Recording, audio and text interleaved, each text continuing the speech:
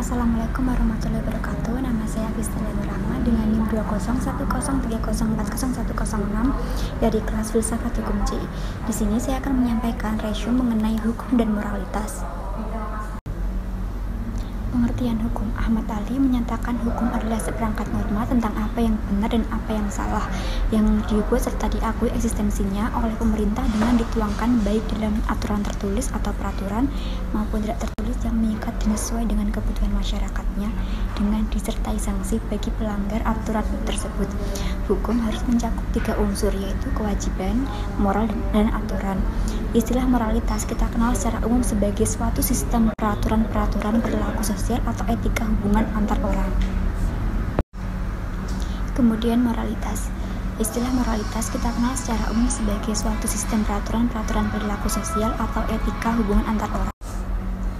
Menurut W.J.S. Purwadarminta, moral berasal dari bahasa Latin mos atau jamak mores yang berarti kebiasaan atau adat. Dalam bahasa Belanda, moral yang berarti kesusilaan atau budi pekerti. Dalam bahasa Indonesia, kata moral berarti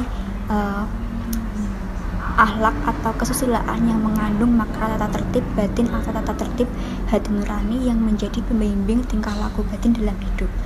Kata moral ini dalam bahasa Yunani sama dengan ethos yang menjadi etika. Secara etimologis, etika adalah ajaran tentang baik buruknya yang diterima masyarakat umum tentang sikap, perbuatan, kewajiban, dan sebagainya.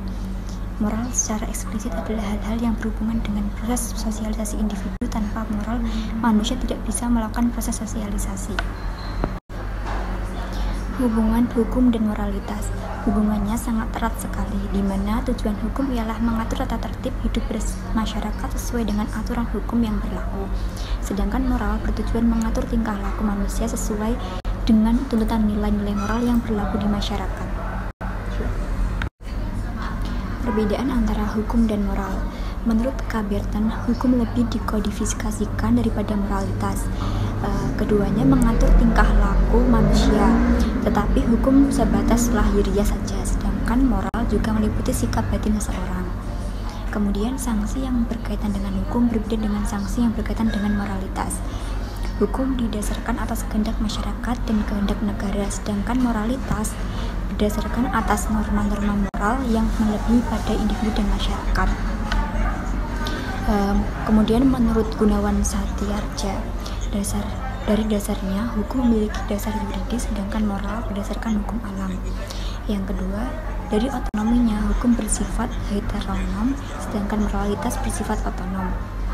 Kemudian dari pelaksanaannya hukum secara lahiriah dapat dipaksakan.